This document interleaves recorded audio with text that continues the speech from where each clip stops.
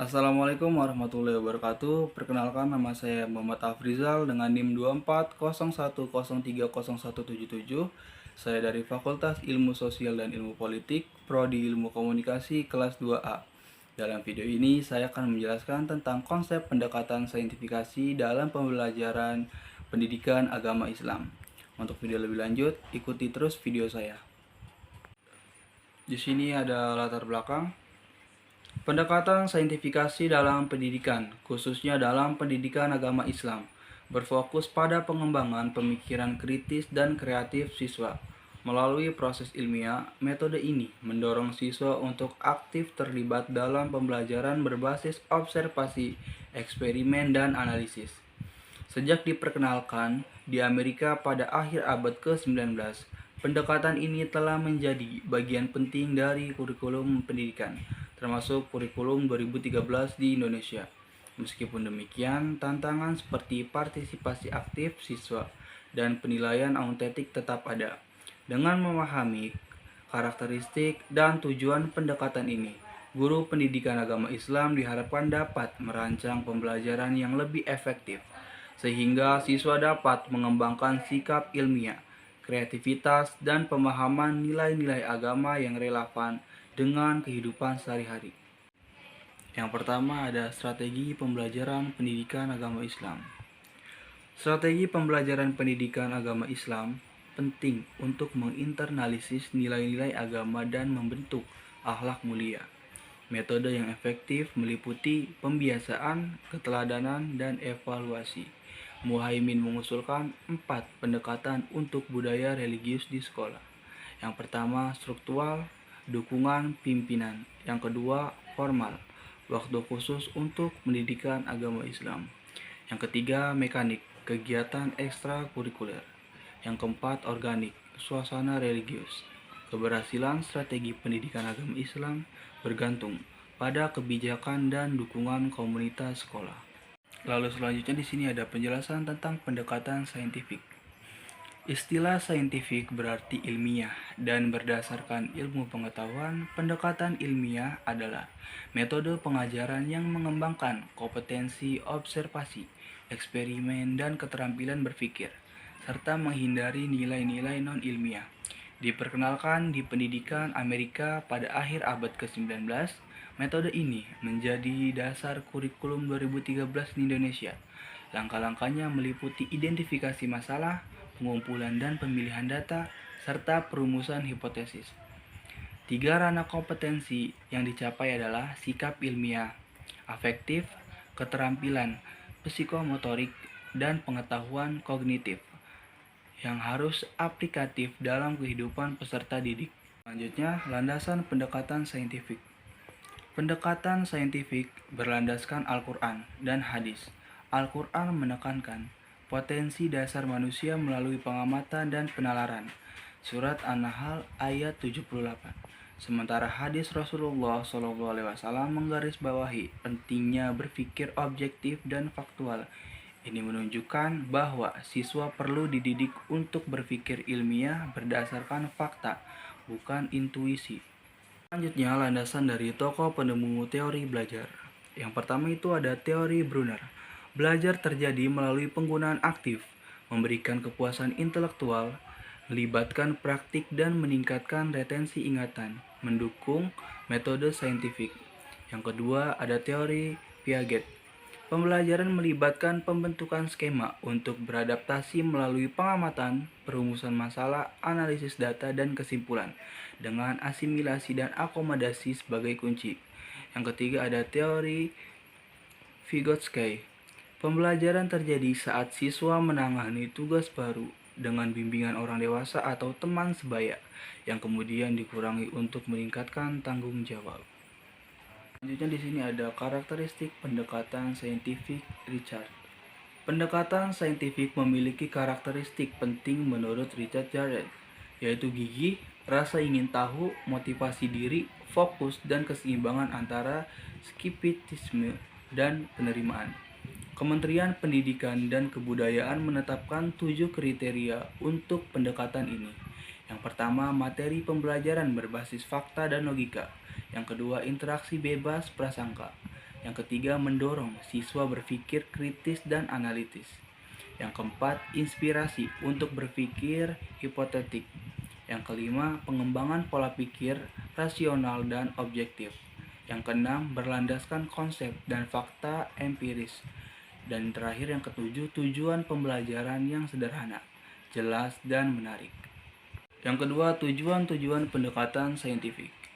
Pendekatan saintifik dalam pembelajaran mengharuskan siswa beraktivitas seperti ahli sains melalui langkah-langkah metode ilmiah, yaitu merumuskan masalah, mengajukan hipotesis, mengumpulkan data, menganalisis, dan menarik kesimpulan. Tujuannya adalah untuk meningkatkan keterampilan ilmiah siswa yang mencangkup mendorong siswa untuk aktif belajar, menumbuhkan rasa ingin tahu, meningkatkan kemampuan berpikir tingkat tinggi, membentuk kemampuan problem solving secara sistematis, serta menciptakan kondisi di mana siswa merasa bahwa belajar adalah kebutuhan. Yang ketiga, langkah dalam pendekatan saintifik. Pendekatan saintifik dalam pembelajaran melibatkan 3 ranah kompetensi, yaitu sikap, pengetahuan, dan keterampilan, serta 5 langkah, mengamati, menanya, menalar, mencoba, dan mengomunikasikan hasil. Kegiatan mengamati sangat penting untuk membangun pengetahuan dengan 3 bentuk keterlibatan, yaitu biasa, terkendali, dan partisipatif. Peran aktif siswa ditekankan dengan aktivitas menanya untuk mengembangkan sikap dan keterampilan. Kegiatan mencoba memperkuat pemahaman melalui pengumpulan data. Guru mendukung dengan merumuskan tujuan dan menyediakan arahan. Langkah terakhir adalah mengomunikasikan hasil yang bertujuan untuk meningkatkan motivasi dan pemahaman siswa terhadap materi. 4. Model pembelajaran saintifik. Pendekatan saintifik dalam pembelajaran memiliki karakteristik khusus, sebagaimana disebutkan oleh Ahmadi. Model ini mencakup 3 aspek, yaitu yang pertama objektif, di mana pembelajaran dilakukan pada objek tertentu dan siswa diajarkan untuk memberikan penilaian secara objektif. Yang kedua faktual, yang berfokus pada masalah faktual di sekitar siswa, membiasakan mereka menemukan fakta yang dapat dipertanggungjawabkan. Yang ketiga, sistematis, di mana pembelajaran mengikuti tahapan yang terstruktur sebagai paduan pelaksanaan. Yang kelima, penilaian dengan pendekatan saintifik. Penilaian autentik dalam pendekatan saintifik sesuai kurikulum 2013 mencerminkan peningkatan hasil belajar siswa melalui observasi, penanya, penalaran, dan eksperimen. Fokus pada tugas kompleks, kemungkinan siswa menunjukkan kompetensi dalam sikap, pengetahuan, dan keterampilan. Penilaian ini mencakup eksperimen, survei, dan diskusi, serta berfungsi untuk merencanakan perbaikan dan pengayaan program pembelajaran sesuai standar. Yang keenam, pendekatan saintifik dalam kurikulum 2013. Kurikulum 2013 berfokus pada pengembangan kompetensi peserta didik melalui aspek filosofis, yuridis, dan konseptual. Aspek filosofis mencakup nilai-nilai luhur dan kebutuhan masyarakat. Aspek yuridis berkaitan dengan kebijakan pendidikan dan aspek konseptual mengacu pada kurikulum berbasis kompetensi. Proses pembelajaran menggunakan pendekatan saintifik untuk mengembangkan sikap, pengetahuan, dan keterampilan. Namun, tantangan muncul ketika beberapa kebenaran dalam pendidikan agama lebih bersifat intuitif dari dogmatis daripada ilmiah. Yang ketujuh, kelebihan dan kekurangan pendekatan saintifik. Kelebihan. Yang pertama, mengembangkan pemikiran kritis dan kreativitas. Yang kedua, meningkatkan keterampilan memecahkan masalah. Yang ketiga, meningkatkan motivasi belajar peserta didik.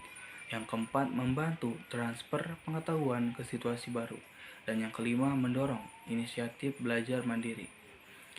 Kekurangan. Yang pertama, memerlukan waktu yang cukup lama. Yang kedua, biaya pembelajaran bisa tinggi.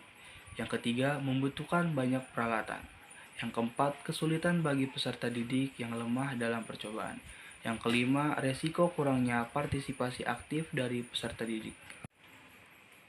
Yang kedelapan, implementasi pendekatan saintifik dalam pembelajaran pendidikan agama Islam. Pendekatan saintifik dalam pendidikan agama Islam menurut Fahrul Usmi dan Ahmad Salim memiliki ciri khas sebagai berikut. Yang pertama, materi belajar berbasis fakta atau fenomena yang logis, bukan asumsi atau khayalan. Yang kedua, mendorong siswa berpikir kritis dan analitis dalam mengidentifikasi dan memecahkan masalah. Yang ketiga, menginspirasi siswa untuk memahami dan mengembangkan pola pikir rasional dan objektif. Yang keempat, tujuan pembelajaran dirumuskan dengan jelas dan menarik. Yang kelima, ringkas kalimat ini dalam bentuk paragraf. 9. Kekurangan pendekatan saintifik dalam pembelajaran pendidikan agama Islam. Dalam implementasi pendekatan saintifik, guru pendidikan agama Islam menghadapi beberapa kendala. Yang pertama, siswa tidak aktif. Meskipun tujuan pembelajaran adalah membuat siswa aktif, seringkali siswa sulit diajak berpartisipasi. Yang kedua, kesulitan dalam penilaian. Penilaian autentik yang mencangkup aspek kognitif, afektif, dan psikomotorik menjadi tantangan karena keterbatasan interaksi guru dengan siswa, terutama dalam aspek afektif dan psikomotorik. Yang terakhir yang ke-10 yaitu saran dan review. Untuk meningkatkan pendekatan saintifik dalam pembelajaran pendidikan agama Islam, langkah-langkah yang perlu diambil meliputi pelatihan guru, pengembangan materi berbasis fakta, dorongan partisipasi aktif melalui diskusi dan eksperimen, serta penyediaan fasilitas yang memadai. Selain itu, penerapan sistem evaluasi komprehensif penting untuk menilai perkembangan siswa secara menyeluruh. Pendekatan ini berpotensi mengembangkan kompetensi siswa dengan mendorong pemikiran kritis dan analitis. Meskipun tantangan seperti kesulitan partisipasi dan kompleksitas, penilaian perlu diatasi melalui kolaborasi antara guru, siswa, dan sekolah. Jika diterapkan dengan baik, pendekatan ini dapat meningkatkan pemahaman agama siswa dan keterampilan berpikir yang diperlukan dalam kehidupan sehari-hari.